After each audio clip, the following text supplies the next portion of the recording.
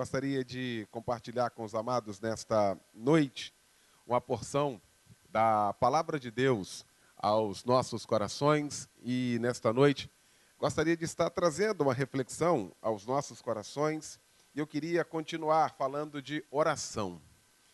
Oração é algo tão fantástico, tão maravilhoso, que a gente vai ler na Bíblia Sagrada que Abraão orou, Moisés orou, os homens de Deus, os homens que tinham intimidade com Deus, eles oravam. A Bíblia o tempo inteiro, de Gênesis a Apocalipse, vai falar de oração. Eu não sei como está o seu jardim de oração. Eu não sei como está a sua vida de oração. Mas eu tenho certeza que só tem vitória através da oração. Não existe uma outra maneira de termos vitórias em Cristo Jesus a não ser através da oração. Uma vida de oração, uma vida consagrada ao Senhor, ela depende da oração. E a gente vive uma vida tão corrida, tão complicada. A gente trabalha tanto, a gente corre tanto, que muitas vezes a gente esquece de orar. E quando tem um tempo de orar, está tão cansado. E eu falava aqui na segunda-feira, na nossa oração, né, irmã Cláudia? Às vezes a gente ora deitado mesmo. E às vezes nem termina a oração, não é? A oração parece que virou praxe. Eu tenho que fazer a oração, senão não vou dormir. Virou meio que um amuleto. Eu tenho que orar, porque senão a minha noite não será uma noite abençoada. Eu tenho que orar, porque senão eu vou ter pesadelo. Não, a nossa vida tem que ser uma vida de constante oração. Não é orar para Deus abençoar o sono, que também é preciso fazer isso, mas não orar para isso, mas ter uma vida de oração. Eu falava aqui também na segunda-feira, na palavra que nós tivemos aqui, naquela oração, na oração de segunda-feira, nesse nosso propósito aqui na igreja, eu elenquei o nome de um grande homem de Deus, de um pastor querido, pastor Kleber Moura, que é pastor da Assembleia de Deus em Jurumenha, um dos grandes nomes do rádio também na época, hoje já aposentado. Pastor Kleber de Moura Matos disse que ele não consegue ficar um minuto sem estar conectado com Deus. Isso significa uma vida de oração. Porque a nós foi ensinado que a gente deveria orar de joelhos ou de olhos fechados, não é? A gente tem todo um sistema de oração, a gente tem toda uma sistemática de oração, que se não for assim, aí Deus não ouve. Deus ouve todas as orações. Deus ouve todas as orações. É possível também que essa dúvida paire aí no seu coração. Será que Deus está ouvindo a minha oração? Eu quero lhe assegurar que Deus ouve todas as orações. Ele responde as orações que Ele quer responder. Existe diferença de ouvir e responder. Ouvir, Ele vai ouvir. Agora, se Ele vai responder da maneira como você pediu, aí é a soberania dEle. Então, são coisas distintas. Eu queria insistir nessa questão. Eu queria que você abrisse sua Bíblia no Evangelho de Lucas, no capítulo 11. Tem algo aqui que pula, que salta aos meus olhos e também ao meu coração, porque vai falar de alguém que estava com Jesus, de alguém que caminhava com Jesus, e ele faz um pedido tão fantástico, ele faz um pedido maravilhoso. Ele já estava com Jesus ali, Jesus estava com ele, mas ele faz um pedido fantástico, maravilhoso. O texto começa assim, Lucas capítulo 11, verso 1, diz assim: de uma feita estava Jesus orando em certo lugar. Quando terminou, um dos seus discípulos lhe pediu: Senhor, ensina-nos a orar, como também João ensinou aos seus discípulos. Então ele os ensinou: quando orardes, dizei. Aí vem a oração do Pai Nosso. Mas eu achei interessante a postura desse discípulo, assim: Senhor, ensina-nos a orar. A Bíblia vai dizer que nós não sabemos orar como convém, já há uma dificuldade muito grande. Às vezes a gente pede tanta coisa a Deus e não recebe, muitas vezes tantas pessoas acabam abandonando a casa de Deus, muitas pessoas acabam se decepcionando com Deus, mas a Bíblia também vai dizer, você pede e não recebe porque você pede mal. Na nossa cultura de oração, que deveria ser uma cultura de oração no Brasil, há uma complexidade total nessa oração. Um grande pregador da China, confrontado e numa reunião com os pastores brasileiros, ele disse: nós vamos orar aqui durante 12 horas, direto. Aí alguém falou assim: não, mas lá no Brasil a gente ora. Ele disse assim: não, lá no Brasil vocês brincam de orar. Há uma dificuldade nossa. Há uma dificuldade de saber que o único mecanismo que eu tenho de falar com Deus é através da oração. Não existe uma outra maneira da gente ter diálogo com Deus e falar com Ele, a não ser através da oração. E foi Ele quem criou esse canal aberto para poder chegar até Ele. A Bíblia vai dizer: orai sem cessar. É sem cessar mesmo. A gente vem para a igreja, a gente ora aqui. A oração deve ser um estilo de vida. Não é a oração? Oração, o adorador não tem que ter um estilo de vida? Adoração é um estilo de vida. A gente não adora aqui, ali, acolá. Não, é um estilo de vida. Você adora todo o tempo. Em todo o tempo você está adorando a Deus. Através do seu corpo, do seu gesto, da sua postura. Através da sua voz. Através de um telefonema. Calado você também está adorando a Deus. Tem alguém observando você? Aliás, falar nisso, Rosa, de enxaqueca cantando assim, já viu a Rosa sem enxaqueca? Né? Rosa sem enxaqueca, com enxaqueca, sem enxaqueca, com dente doendo, com dente, né, não sei o quê, com braço travado. Glória a Deus por isso, né, Glória? Que Deus já... Ô Silvia, ô Rosa, você vai sair daqui hoje curada para a glória de Deus. Porque você veio no melhor lugar do mundo, onde a presença de Deus está presente aqui. Viu? Então, amados, o desejo desse discípulo aqui me salta os olhos. Senhor, ensina-nos a orar. Ele acompanhava Jesus. Ele estava com o Senhor o tempo todo. Ele via o Senhor orando. O Senhor orava a todo instante. Muitas vezes ele se recolhia, tantas vezes ele orava juntos. Olha, Senhor, ensina-nos a orar. Queria desafiar você nesta noite, como está a sua vida de oração? Como está a sua vida de oração? Para nós é muito comum botar tudo no automático, não é? A gente ora na hora do café. Ó, Deus abençoe esse café. Não deixe que nunca falte a nossa mesa. Senhor, prontinha, oração prontinha, feitinha, pacotinho, né? Aí, na hora do almoço, a gente, Senhor, muito obrigado por esta mesa. Obrigado por este alimento, não deixe que nunca falte, Senhor. Os teus filhos agora estão precisando, Senhor. Não é? A gente não faz isso? Não é de praxe isso? Toda vez que a gente vai comer alguma coisa, a gente não ora. Não é verdade? Mas não parece que fica no automático? Parece que fica no automático.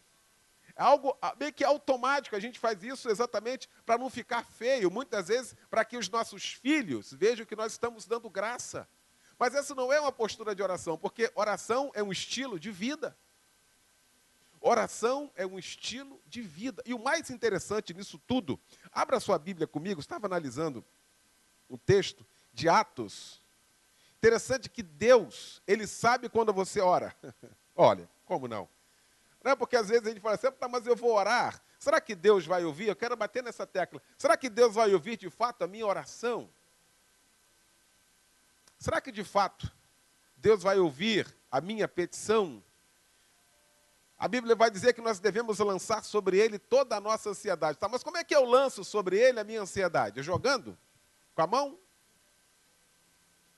Como é que eu lanço sobre Ele as minhas petições, as minhas necessidades? Como é que eu lanço sobre Ele? Através de quê? Qual o mecanismo? Através da oração. O grande problema é que a nossa oração virou um monólogo. Só a gente que fala. Só a gente que pede.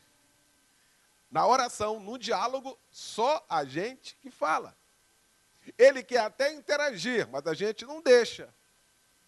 Ele quer até falar, mas a gente não deixa. Ainda bem que ele sabe ouvir.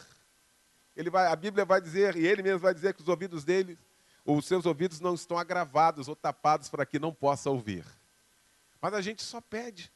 Analisa aí a sua oração. Eu fui pregar numa igreja em Seropédica. Quando eu cheguei lá, era um culto específico.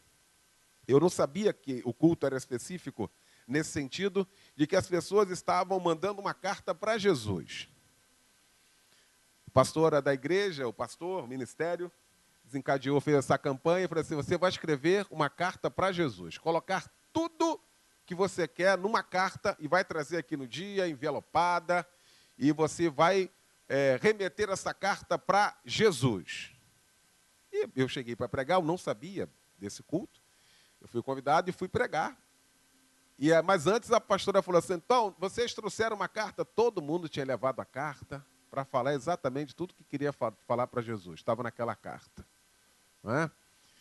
E eu falei: não, então depois da mensagem, a gente vai aqui ler a carta, você vai lembrar de alguns tópicos da carta e nós vamos, né, endereçar essa carta ao Senhor Jesus. Aí foi me passando a palavra e eu falei assim: todos trouxeram uma carta aqui e tal, tal, você pode pegar a sua carta, você pode abrir a sua carta.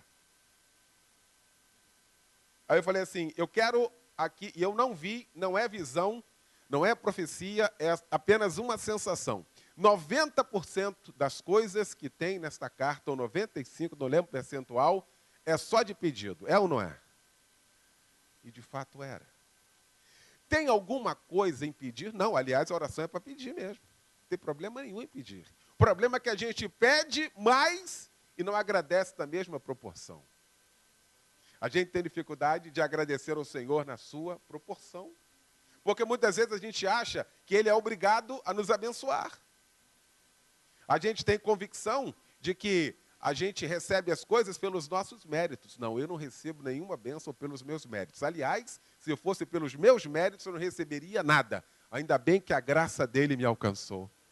Ainda bem que a graça dele te alcançou. Ainda bem que ele conhece o meu e conhece o teu coração. Ainda bem que ele é pai e sabe. Muitas das vezes os nossos filhos não merecem absolutamente nada, mas nós damos. Não é? Lá na frente, não, eles vão aprender, eles vão saber. E, de fato, 95% de fato daquela carta estava tão somente petições. E, às vezes, petições vãs petições, de que Deus quer coisa melhor do que aquilo que você pediu. Você acredita que Deus quer algo melhor para você? Você acredita que Deus tem coisas especiais para você? Às vezes a gente se abroga como que a gente sabe, de fato, das nossas necessidades. Às vezes nós sofremos as necessidades, mas Deus tem coisas melhores e maiores do que essa que você está pensando em pedir aí agora. Ele sempre vai surpreender a mim e a você.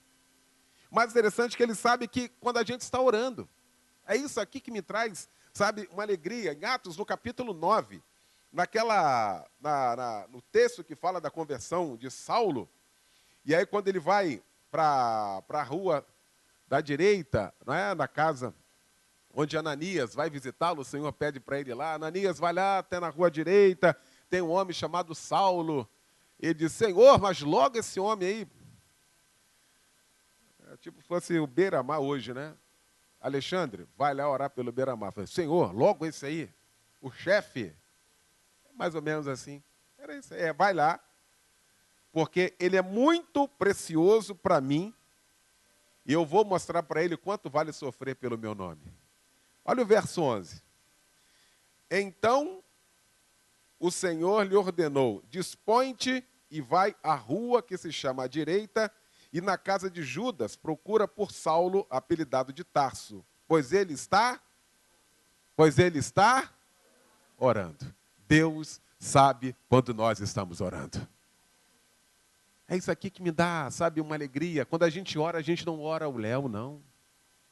Quando a gente ora de fato com fé, com devoção, com coração quebrantado, sobretudo se submetendo à soberania de Deus, porque muitas vezes nós queremos suplantar a soberania de Deus. A Bíblia vai dizer que a oração do justo pode muito em seus efeitos. Esta palavra é fiel. Quantos creem nesta palavra? Mas vocês observaram o que o texto diz? A oração do justo pode muito em seus efeitos. Não pode tudo. Porque tudo é soberania de Deus. Eu orei muito para que meu avô não falecesse. Mas eu orei muito, eu orei com muita fé. Família de pastores, de profetas, todo mundo orou. Querendo o quê? A cura do meu avô. Jesus levou. Aqui que está. Glória a Deus. Se ele tivesse curado meu avô, glória a Deus. Ele levou meu avô, glória a Deus, porque a soberania dele. Ele faz da maneira como ele quiser fazer. Ele faz da maneira como lhe aprouver fazer. A oração não me dá a prerrogativa de querer brigar com Deus, tal qual tem sido falado aí muitas vezes. Às vezes, na oração, a gente coloca Deus mesmo, de fato, de direito, na parede. Senhor, como diz a tua palavra, pedi, dai-se-vos-á. A gente pega exatamente esse texto, né? Mas só que a gente esquece do contexto desse texto. Quando diz assim, pedi, dai-se-vos-á, o texto antes vai dizer assim, eu vos nomeei para que vades. Ou seja, continue fazendo a obra. Vades. E que pregues o evangelho. E que este fruto permaneça. A fim de que, aí sim, tudo que pedirdes ao Pai em meu nome vos será concedido. Mas olha o que vem antes. Será que a gente tem ido? Será que a gente tem pregado? Será que este fruto está sendo conservado? Aí sim. A gente só quer muitas vezes os resultados. Aliás, é uma cultura do nosso país. Os textos bíblicos mais lidos são exatamente esses textos. Isaías 1,19, na parte B, que na parte A é complicado, gente. A parte B, todo mundo fala da parte B. Todo mundo quer pregar a parte B. Talvez você já tenha falado a parte B com a boca cheia, mas e a parte A do versículo? Isaías 1,19. Se me ouvirdes e obedecerdes, vírgula. Aí a pessoa só fala a segunda parte. Já está aqui, Júnior. Comereis o bem dessa terra. Aí vem a mensagem. Você vai comer o bem dessa terra. Você crê nisso? Eu creio. Mas nós estamos fazendo a prerrogativa. O que vem? Quais os quesitos para que eu coma o melhor desta terra? Se eu quiser. Se eu quiser. E não basta só eu querer. Eu tenho que obedecer. Acabou. Um outro texto muito comentado, muito falado, sobretudo para a juventude. Está lá na carta de João. Vai dizer, filhinhos, eu vos escrevi, porque sois fortes, e já vencestes o maligno. Eu já cansei inúmeras vezes de ouvir mensagens assim, com esse texto, com essas palavras. Filhinhos, eu vos escrevi porque sois fortes e já vencestes o maligno. Está errado. A coisa principal, a coisa mais importante do texto foi tirada. Eu venço o inimigo, não é porque eu sou forte, não é porque eu sou inteligente, não é porque eu sei montar estratégia, não. Eu só venço o inimigo se a palavra de Deus estiver em mim. E eles sacam exatamente a coisa mais importante, o núcleo do texto não é eu vencer o inimigo por vencer. Eu só venço o inimigo e você só vence o inimigo se a palavra de Deus estiver em vós. Se ela estiver em mim, aí eu venço o inimigo. Então, textos que estão pensados exatamente para nos motivar, mas de maneira completamente errada. Quantos aqui tiveram orações respondidas por Deus? Só os que estiveram. Levante as mãos. Todo mundo teve oração respondida por Deus? Com sim? Porque todas as nossas orações são petições no sentido de que Ele responda sim ou não. Mas, Senhor, faça isso. Nós precisamos disso, Senhor. Nós precisamos disso. Faça isso, faça aquilo outro. Quantos teve aqui? Quantos tiveram orações não respondidas aqui? Só os que não tiveram orações respondidas. Respondidas com não. É ruim pra caramba, né? Não é? Você ora na expectativa, não. Ele pode responder com sim? Pode, não pode? Ele pode responder com não? Pode, não pode? Ele pode não responder? Pode. Ele pode todas as coisas. E a mim, o que cabe? Descansar nele. Aqui que está o X da questão. É descansar nele. A oração tem que ser terapêutica, né, irmã Cláudia? A oração tem que ser terapêutica. Às vezes a gente se ajoelha para orar na nossa casa, tranca a porta, como diz a palavra de Deus, e a gente sai mais turbado da oração do que quando entrou. A oração tem que ser terapêutica. Muitas das vezes, todas as vezes que eu vou orar, todas as vezes eu estou num momento muito difícil. Mas às vezes a gente tenta se colocar diante de Deus, sabe como? Como forte. Quando nós, naquele momento, não estamos fortes. Naquele momento nós não estamos fortes. Às vezes nós queremos ensinar para Deus a palavra dele, né, na oração. Deus, como diz a tua palavra, está escrito. Pô, legal, ainda bem que você me lembrou, eu já tinha esquecido. Se você não lembra, se você não me lembra isso, o negócio vai ficar ruim. Mas ainda bem que você lembrou, não é? Queridos, existe a necessidade de oração. Uma vida constante de oração.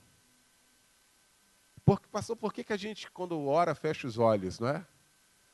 A gente ensina os nossos filhos e a gente cresce exatamente com essa ideia de que o Senhor só vai ouvir a nossa oração se a gente fechar os olhos. A gente ensina os nossos filhos, né?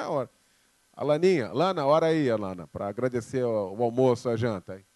Senhor, filha, fecha os olhos. A criança já nasce, já cresce já com essa... Né? Por que a gente fecha os olhos para orar, não é? São coisas que a gente nunca se perguntou. Por quê? É algo que só Deus só vai ouvir se a gente fechar os olhos? Não. Por que a gente fecha os olhos, então, na verdade? Fecha os olhos para se conectar com Deus, não é? Para você não se desligar, porque qualquer coisa aqui com os olhos abertos aqui, se eu estiver pregando, alguém levantar a mão, já vai tirar. Imagina você falando com Deus conectado e alguém passando, fazendo barulho, fazendo alguma coisa, não é? Quem disse que a oração também pode ser só oração de joelho? Nós trazemos muitas coisas como dogmas, como sistematização. Não, se não for de oração, se não for de joelho, Deus não vai ouvir a minha oração. Queria saber se Jonas, lá no fundo do mar, no ventre de um grande peixe, ele estava de joelhos lá. Estava de joelhos lá. E a Bíblia vai dizer que Deus ouviu a oração dele.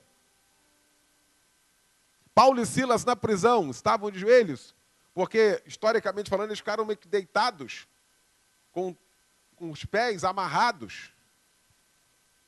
Uma outra postura de oração. Às vezes a gente só ora muito quando está muito mal, mas muito mal. E às vezes a gente ora quando a gente está mal, a gente ora reclamando com Deus, não é? Uma vida de oração é uma vida de petição e uma vida de agradecimento a Deus. Tem um texto aqui na Bíblia Sagrada que diz que os homens estavam orando pela libertação de Pedro. Pedro estava preso e os irmãos estavam orando. Senhor, liberta Pedro, Senhor, teu servo, teu ungido, Senhor, liberta Pedro, liberta. Todo mundo orando. Aí Deus ouviu a oração e libertou Pedro da prisão. Pedro foi embora, saiu, foi embora. E o Pedro vai nesta casa, está todo mundo orando pela libertação e... quem é? Aí vai a menina atender, quem é? Aí ele lá fora, Pedro. Aí, tem alguém brincando com a gente aqui, ó. Dizendo que é Pedro. Eles estavam fazendo o quê? Eles estavam orando para quê? Não era para a libertação de Pedro? E quem é que estava lá de fora batendo na porta para entrar? Pedro. Ou seja, muitas vezes a gente ora, mas não acredita que Deus vai fazer o milagre. Muitas vezes a gente ora de praxe, mas a gente não acredita que Deus pode fazer. E quem estava de fato e de direito do outro lado, do lado de fora da porta, tinha sido liberto por causa da oração daquele povo que estava naquela casa, e ainda assim eles não acreditaram no poder de Deus. Às vezes a gente traz isso, a gente faz isso. Eu vou orar, mas... Não, querido, tudo é possível ao que crer. Tudo é possível ao que crer. Eu creio nesta palavra. Eu creio nesta palavra, tudo é possível ao que crer. Porque o que é possível é para a gente. O que é possível é para eu resolver. O que eu puder resolver, o que eu tiver que resolver, Deus não vai resolver. Mas tem coisa que eu não posso resolver. Aí quando eu não posso resolver, quando o homem não pode resolver, o Deus dos impossíveis entra em ação. Esse é o Deus que a gente serve. Uma vida de oração. E eu falava aqui, e eu sempre falo isso, se você manter uma vida, um jardim de oração, como eu costumo dizer, marcar uma hora para orar, vai acontecer um monte de coisa nessa hora. O telefone vai tocar, o cachorro vai morder alguém, o correio vai bater lá, a Light vai lá desligar a luz, a vizinha vai bater na porta. É um negócio assim impressionante, impressionante. Sem querer espiritualizar, mas já espiritualizando e biblificando. Sabe por que isso acontece? Toda vez que você marca um horário de oração, aquele momento de oração, sabe por quê? Isso tudo acontece no mundo espiritual. O inimigo sabe exatamente o poder de um crente de oração. Ele sabe. Quantos querem ser homens e mulheres aqui com a mente de Cristo? Quantos querem ser? Eu quero ser. Cada dia eu quero ser um homem espiritual. Não existe ser homem espiritual sem oração. Não existe ter mente de Cristo sem oração. E a Bíblia vai dizer que esse homem espiritual discerne a tudo.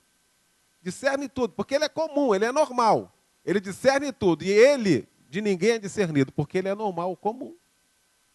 Homem de oração.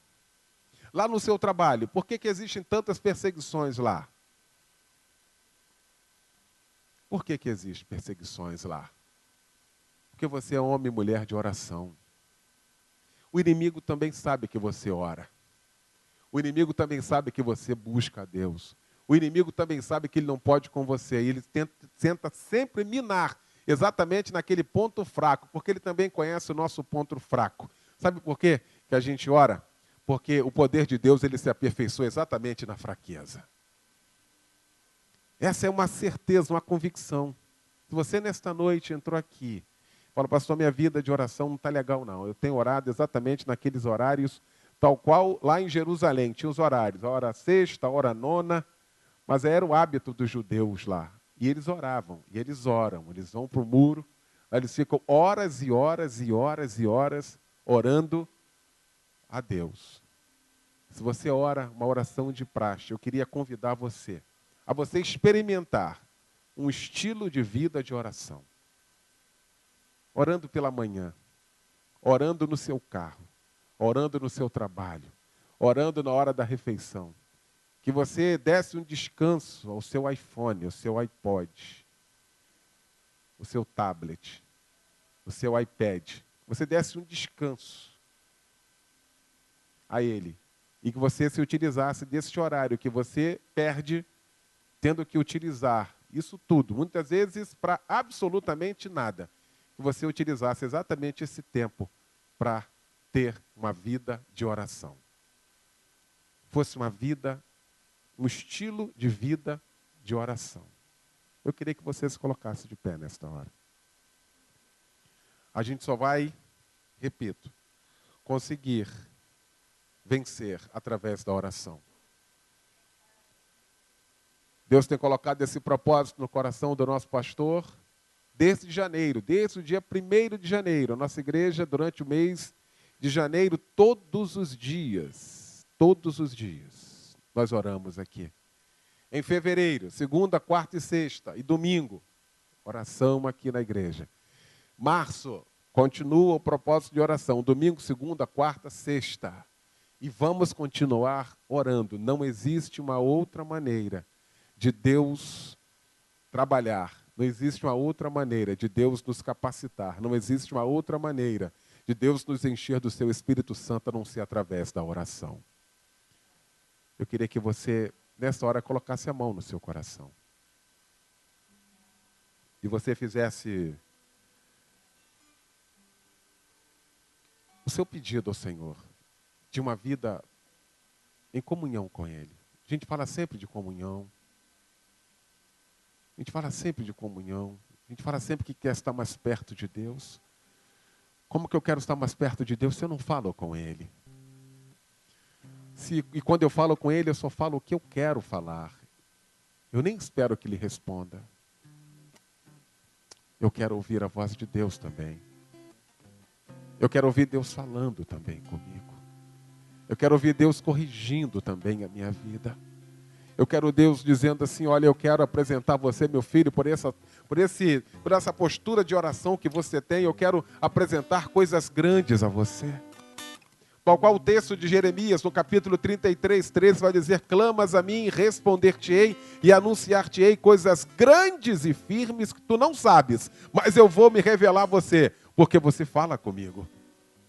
Eu sei que você ora. O Senhor sabe quando nós estamos orando. O Senhor tem prazer de nos ouvir. O Senhor tem prazer de nos atender no momento certo, na hora certa. Mas isso depende de mim, depende de você. Se nós quisermos e obedecermos, nós comeremos de fato o melhor desta terra. Essa é a promessa de Deus. Mas nós temos que querer. Eu quero, Senhor, uma vida de oração. Eu quero, Deus, a cada momento de decisão na minha vida, eu quero estar buscando de Ti a decisão correta a ser tomada. Que no passo que eu tenho que dar na vida, Pai, eu quero estar orando, perguntando ao Senhor se é de fato este passo que eu tenho que dar ou se eu tenho que me conter, Senhor.